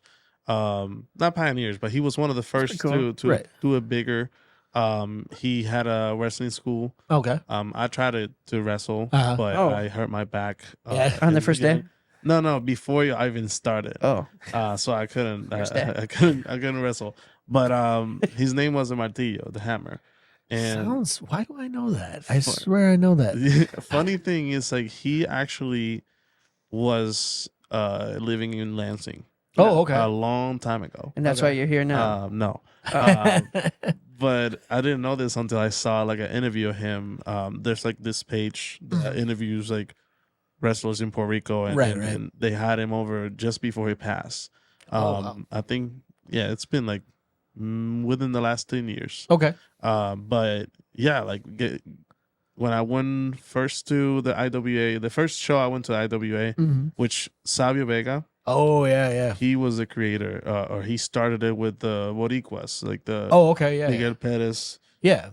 And the say four of them, they started this company, which is still going on right now. Nice. And after the boost from Backlash, that basically got their ticket sales like going even further, because he was in Backlash show. Right. It's crazy to think like a guy like Savio Vega growing up, I didn't realize. I mean, and granted, when I'm watching, it's like 94, 95. Internet's not a thing yet, or if it is, it's in its infancy. The popularity of that guy. Yeah, but just to know like what he did for the business to get people over, like Goldust. When Dustin Rhodes was Goldust, he talked about Savio Vega came up with things for him to do in the ring to like really sell this character, and like things that would make anybody else kind of uncomfortable. But like he's like, do it like this, and so he did it, and like Savio would just sell it. And like he just said, like to learn how, everybody talks about, like the casual fan thinks Hulk Hogan, Stone Cold, John Cena, Roman Reigns, those are the guys. But the guys who do the work and who are there to help other people get big are the unsung heroes. Terry Funk, Savio Vega, these guys who will put you over because it's what's best. Like the Brooklyn Brawler. I mean, yeah, he's kind of a joke, but that guy. The Rock said he was the hardest guy I ever fought. But I mean, like those guys, like they're there to make other people look like superstars. Yeah. I mean, and they do. I mean, Bret Hart did such a good job. And I mean, granted, Bret Hart's not one of those unsung guys. Bret Hart is. Who is that? Does he know? Best there is, best there was. I've never heard of him. But the guy, this is a guy who he wrestled. Sharp Shooter, was it? He wrestled a guy who was so bad. Bret made him look so good that WWE signed this guy. And then they realized, he sucks. It was Bret. It wasn't him. That's kind of like what AJ Styles does nowadays. In a lot of ways, yeah. AJ can have a good match. Like everyone you ask wants to have a match with AJ Styles because he's so good in ring. Well, Undertaker for the Boneyard match wanted to wrestle. He didn't know who to wrestle. He didn't even want to do it. And I think he said like three people that he trusted were like, "You want to have a good match? You want to have a great match? Wrestle AJ." Oh, he won't work with you. Like, AJ will work with you. AJ will do it. AJ will make you look great. And he did. Again, it was cinematic, but I mean, come on, that match was fun. It's so fun. But it's just one of those things, like, to kind of circle back to guys that Rhino. Like, Rhino was interesting because he's the finest, baby. Monroe, Michigan. I feel like he's a guy who could kind of get lost in the shuffle, but then you realize he's willing to do whatever it takes to make the match as good as it can. I mean, this is a guy who literally. One of those ECW guys were that. Yeah, in a lot of ways. Not all of them. I mean, Taz knew how to tell a good story. When Bam Bam Bigelow was in ECW, knew how to have a great match. Terry Funk is a guy who would do whatever it took to make the next superstar. Paul Heyman said in an interview, he said Terry Funk was that guy, like, I can make him too. Oh, I could do something special with this guy. Let me make him. And he said that was at a time where guys were clutching to their spots. Like, I don't want to lose to this guy. It might make me look bad. Hulk Hogan. And, but he was willing to know that if you don't get the next generation ready, you don't have a next generation. Right. You gotta have the next guy up type mentality. Like you look at Shawn Michaels in '96, selfish, arrogant, for a lot of good reasons. I mean, he's one of the best wrestlers, if not the best wrestler ever in a lot of circles. But then he came back. I always thought it was Marty Jannetty who was the Marty Jannetty is a very weird man. I know. Marty Jannetty is a very interesting guy. Yeah. If you ever want to watch something, watch Dark Side of the Ring, Marty Jannetty. You will be flabbergasted and entertained at the same time. Yeah, Dark Side of the Ring's great. Love it. Like you talk about like guys like Shawn, who he came back, and when he came back, he was better than he was, And he did right by a lot of people. When he wrestled Randy Orton and made Randy Orton look like he was better, and not say that Randy Orton isn't great, but fantastic. he made him look better. He made him look great. He wrestled Batista. He wrestled Chris Masters, a guy who got over because of his physique and one hold. He made him nobody can look break good. it. You know. Funny thing, he's actually in Puerto Rico. Oh, is he? In the Carlitos father's. Is he still got the master lock locking up? I don't know what he's doing. Has anyone broke it? I don't know. Yeah, I think somebody did. It's been Lashley did. Yeah, let's say Bobby Lashley broke it. Shawn Michaels would have broken it, but he got mad and then threw him down and then beat him up with a chair or something like that. I can't remember. Nice. But I remember when his promotion was going on and they were like unveiling this masterpiece and whatnot. It was like a whole month of this thing going. My favorite when they put so much effort into a lead up, and then you're like, "This guy." Yeah, I was the same. I was like, this leather shoe. This guy. Look how tan he is. What's going on? My favorite was the build up to Carlito for one. Like I spit in the face that people don't want to be cool. Like Razor Ramon. His promos were cool, and then you got Razor. You got. Who was it that had such a great buildup and then it was oh man, I can't remember now. But like that's the thing. You either get those promos where you're just like, oh, this is gonna be so cool, or they build up like, and then they're like, terrible. Yeah, and then or they rebrand them. Yeah, or like like they did one with like Emma when she was Emelina for all of 5 seconds and then she left. It's just like, okay, that was fun. And like they get cut before they even make the debut. Yeah, spending thousands of dollars merchandise. Who was that recent guy? I think he's an Indian wrestler. Mansoor? Was it Mansoor is coming? The one that The Rock was talking to? No. They kept doing these promos. Are like, he's coming, and is it Ginger's tall guy? No. Great Khali? No, not Great Khali. He was a kind of a newer dude. It was around the time of the pandemic. I think like they were talking like he's gonna come and he's gonna do it, and then they kept pushing it back. And then when he finally debuted, it was like nobody cared because it's like, oh, that guy, who is that again? In the Thunderdome. It might be Mansoor. I can't remember. I feel really bad. That, well, I mean, shows his impact. Great Kylie when he comes out. I forgot his song. Yeah, that's what it is. It's fantastic. Kind of like that, but like, is it not? It's similar. It's I don't want to do it because I'm not gonna try to pretend to sing an Indian song and tick off everybody because yeah. Okay. Well, they had that in it, but like but then you got like AEW who had Satnam Singh, who's like this 8 foot tall dude who's so tall that when he choke slams Jonathan Gresham, he has to kneel down and he's still tall. I didn't know Jonathan Gresham is my height. And when he used to play basketball, right? Satnam Singh did, yeah. He was gonna. Can he actually wrestle though, or does he only? They haven't seen anything. He's done a few things. Or just like enforcer, because I know when you debuted at the thing, I saw him. I was like, oh, that guy's huge. Yeah, he's humongous. But it's not like you saw like huge guys like the Big Show who could do a drop kick. Right? Yeah. Or back he did that moonsault. He could do the moonsault, like that insanity. It's insane. Well, like Jeff Cobb. Speaking of guys who were in Lucha Underground, because you mentioned the gentleman before. Slap on the title, man. But that was the ring. A little bit. That was the ring. But you can tell it's real. Yeah, Jeff Cobb. Who when he was in Lucha Underground, he was Matanza. He was the monster Matanza. Just the mute. Well, he growled, dude in a work outfit. Who just destroyed dudes. Like Festus. And like this dude, without ringing the bell, But he, just to see him go out and do the stuff that he does, it's like, this dude isn't human. Well, that's the thing, too. I think trend in wrestling is to find the biggest guy. But how many of those biggest guys can actually wrestle? Like Omos? He's there. The biggest dude that I feel that could wrestle besides recently. Big Show. Recently? Not many.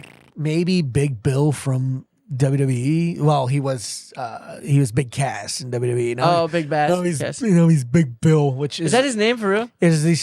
I'm sorry, it's the dumbest wrestling name ever. And you can't teach that. Yeah. Well, it's just like he's. Thank you. It's not that he's not a good wrestler now because he actually does really well. I guess he had some problems that he fixed and everything like that.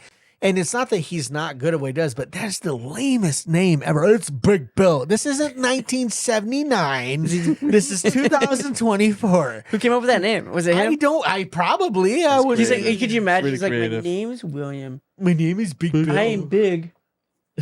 Big Bill. But it's like Big Bill. Big Bill. Big Bill. It's me, Big Bill. Double B's. That's creative. Him and Ricky Starks, Big Bill. But I don't know, big guys who can still go, or big guys that can go. Just like newer ones, like it doesn't happen anymore. Like it's really like you don't have the Canes, you don't have the Undertakers. Like you get those monster characters, but they just can't wrestle. They have more to them than that. Like they don't hit the ropes. Like Black Taurus in TNA. Yeah, big dude who can move. Abyss, a big dude who can move. Right, exactly. But again, like you said, they're not around anymore. I mean, he's a producer for WWE now. Right. He's Chris Pardick in WWE. It's crazy. But like I can't even. I'm just trying to like. I guess AOP, Authors of Pain, were kind of bigger guys that can move, but then they got booed out of the arena. They were bigger dudes, but they're back now. I think. Yeah, they're back now. They're with what's his face? He's so good. Karrion Kross. They're with. I was gonna say, did they bring back? Who was their manager at the time? He's the guy that sold the whole thing. Paul Ellering. Yeah, former Legion of Doom. Yeah, he sold everything for them. That's why they were good in the first place. But yeah, I don't really know any like almost 7-footers that can move. Like you think about the Undertaker, even doing like old school. And like Kane, doing the dives out of the ring, the lariats, everything. Well, Taker, my buddy Rob again, he had told me a story that Taker was actually going to go to college for basketball. Oh yeah, and then a buddy was like, "Hey, you should do wrestling," and he did wrestling, and he was even like a guy like Bradshaw. Like you don't see guys like that. I feel like anymore. And talk about a guy who, despite his backstage behavior, talk about a guy who's athletically gifted in other ways. Yeah. Like there was back when they used to do the WWE Confidential things that they used to do.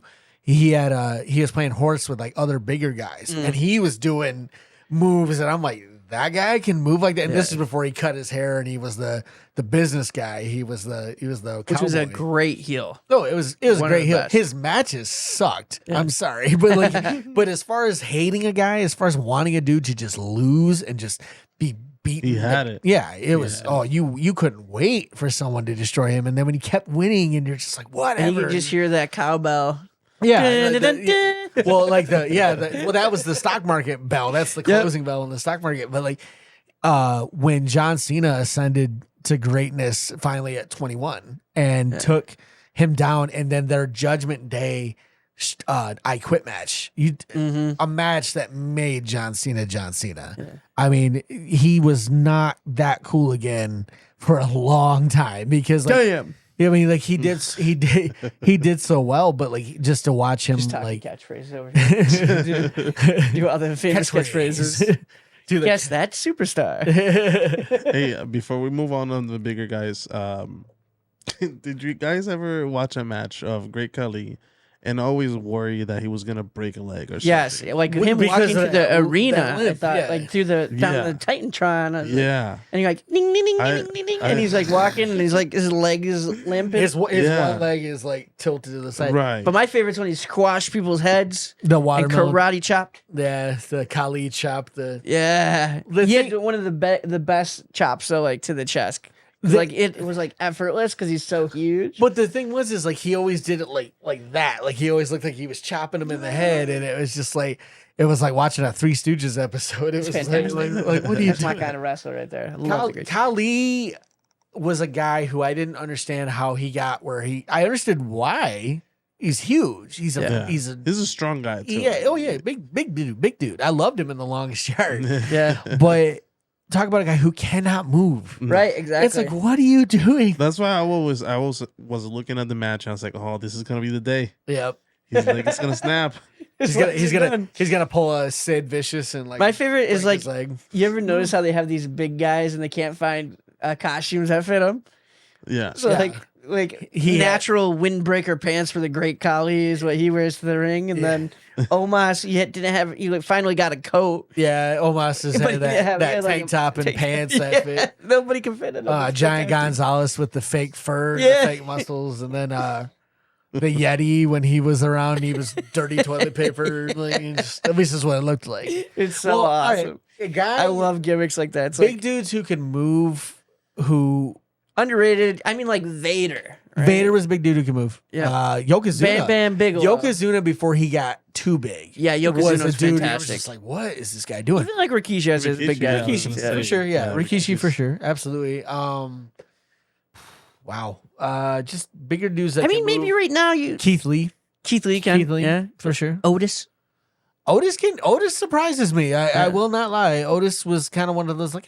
He's like a modern day Vader, but he'll never be like a heel. I don't think. And he's a lot shorter than Vader. Yeah, he's very compact. Kevin Owens not the tallest dude, but he's heavier. He's lost a lot of weight. He looks good. He's a dude who I appreciate that he is comfortable with being who he is. Yeah, because Kevin Owens is awesome. First of all, on the mic. Second of all, I loved when he first came out of NXT and he was on the main roster and he had like 9 feuds going at once because he just kept picking fights with everybody. Like, I don't care. I hate you. Yep. I hate you. I hate you. He stepped on John Cena's title. I mean, like, come on. You know, like that was fantastic. That's when Cena was putting everybody over. It was great. But like, I love the promo when I can't remember if it was The Miz or somebody was trying to insult Kevin Owens' weight. And he goes, do you ever worry about being too big or whatever? And he's like, no. And it's just like, he just shut it down. Like, I'm not playing this game. Like we're done, you know. But Kevin Owens is a guy who, I'm a big Kevin Owens fan. I do not know a bigger Kevin Owens fan than my old roommate, George.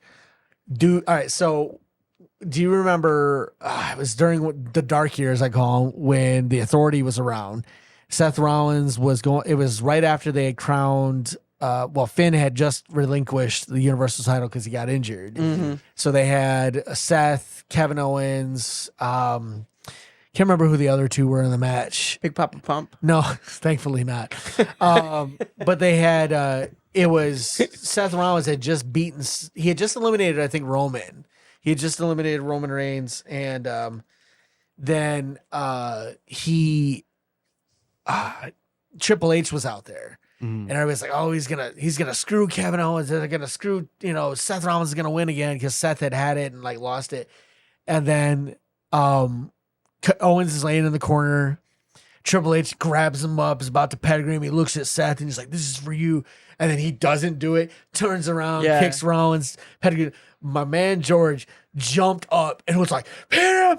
Pin was losing. It was. I wish I had this on video because like I wouldn't share it online, but my gosh, it was because that pure just fan joy of just like your guy is winning it. You're just like, I don't even care, just pin him, and he's just screaming. I loved it. That's how I'd be if Chad Gable ever won. I think Chad Gable's gonna beat Gunther. I really do. I think he's gonna win the shot at Gunther at Mania, and he's gonna beat Gunther. That'd be awesome. I think that's how they'll tell. That's my guy. I've been a big Chad Gable guy forever. He's a great dude. He's kind of like a mini Kurt Angle. A different, like a different Kurt Angle. Just because of that. Just because of that. The shoes thing, which I didn't realize was a thing because I hadn't been watching regularly, but then he comes on and they're like, shoosh. And I was like, what is that? And I was like, oh, that's funny. That's cool. I love that. But yeah, like Chad Gable is another guy like who, when Vince was still around, Shorty G. Like, are you kidding me? Dude is bona fide pedigree wrestler and you're calling him Shorty G. Good job. Well, after he had a good run too. Like he was having a killer run. He had the American Alpha run. And like, talk about, that was another one that when American Alpha won the tag titles in NXT, I was at home by myself watching it, loved it.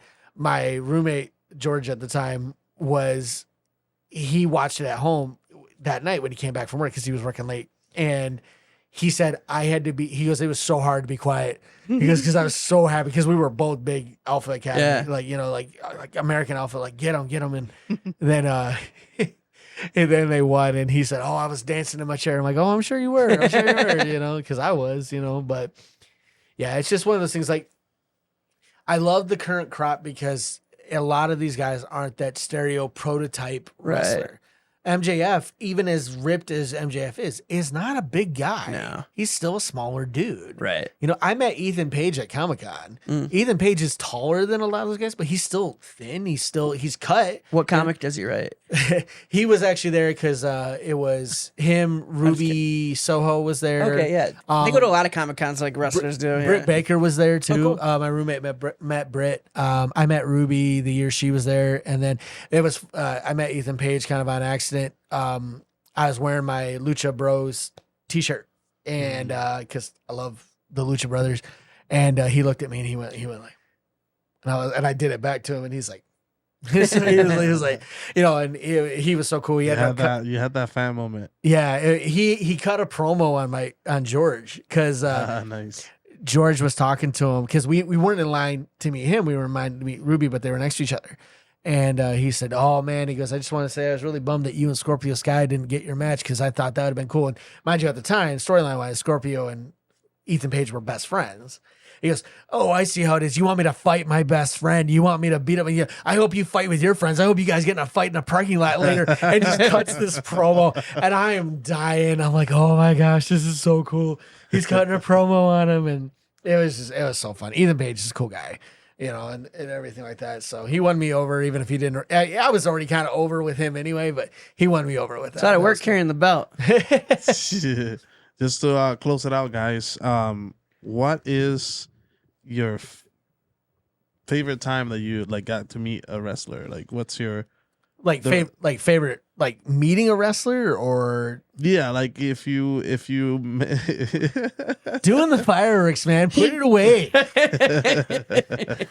What is the wrestler that you met that is you were the biggest fan of that wrestler at the time? At the time, honestly, the sad part is I haven't met a wrestler that I would say is like a do or die situation for me.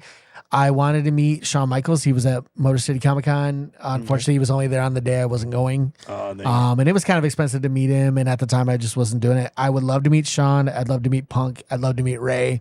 Of the wrestlers I have met, probably my favorite interaction would probably be Ethan Page, just hands down. I've met Kevin Nash. Great guy, big guy. Like his bicep is bigger than my head. Like not even his bicep, his shoulder is bigger than my head. Dude is a brick house. He was cool. Matt Morgan was cool. I've met a lot of indie wrestlers who I really like. That's a real fun situation just to meet an indie wrestler because they're more personable in a lot of ways. I would have to say probably just Ethan Page, just because that interaction was so genuine and so unexpected. Because for a wrestler to be cool enough with you to see you're wearing a shirt, and it's not his shirt, but for him to be like Saddle Met, you know, to me, that was cool. That's cool. You know, that was cool for sure. Nice. I was just thinking, I've never met a wrestler like professionally. Never met one like in person. Never went to the Comic-Con, met him or anything. I was gonna say I did meet micro wrestlers, took a picture with them after the micro wrestling. Yeah, I got to put the strap on, sell a chokehold. I saw Tito Ortiz once in Kansas City. He was almost like a wrestler. He might have been in pro wrestling. He was in. He tried out. I think he was in TNA. He was in TNA for a little bit, but he was a UFC guy. Terrible person. Don't like him. Oh yeah, no. But I saw him on Kansas City one time. I tweeted at him. I was like, "Hey, I think I just saw you in Kansas City." And he's like, "Yeah, that was me." And I was like, "Cool." But yeah, I haven't met any wrestlers. I'd like to. It'd be cool. Who'd I'd want to meet? Maybe. Yeah. Who would you want to meet? Oh, I don't know. I would say, I'd probably want to be I really like Gunther. I'd like to meet him. Pete Dunne, maybe. I like him too. I like all these European wrestlers. I feel like, Chad Gable. Oh yeah, number one on my list probably. For sure. Kurt Angle would probably be my ideal scenario. He is going to be at a Comic-Con in Michigan. Oh, look at that! I gotta look it up. I can't remember now. My sister sent it to me. It's gonna be him. I think Sergeant Slaughter is gonna be there. Lex Luger.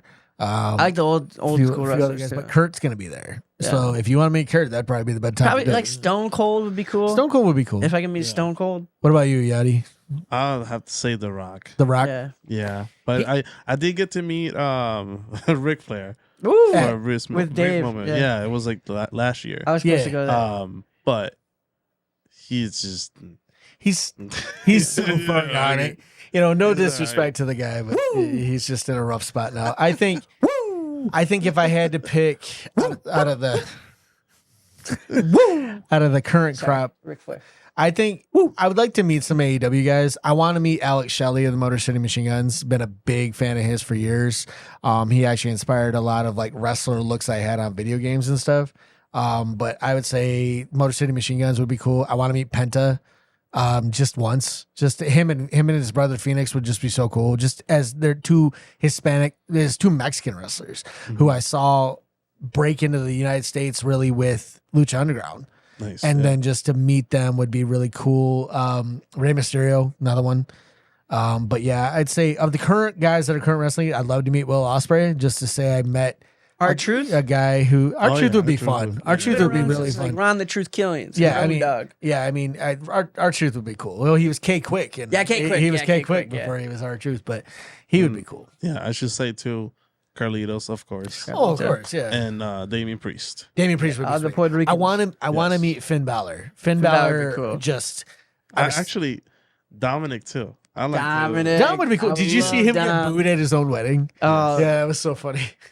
That was funny. It was so cool. there's so many good, like, cool people that I'd like to meet. Like, I think when you think about the grand schemes, it'd be really cool to meet any of these people. Yeah, Of course, yeah. I want to meet Becky Lynch. Becky Lynch would be top of cool. mind. Rhea Ripley would be cool. Yeah, I feel like if I met Rhea, I wouldn't know what to do. I'd just be like, oh my gosh, it's Rhea Ripley. Mommy. Mommy. my wife loves Rhea. Like, she thinks she's so cool. So, like, you know, it'd be cool for both of us just to be like, oh, we met. You know, my friend Abby, who she was training to be a wrestler. Unfortunately, she got hurt.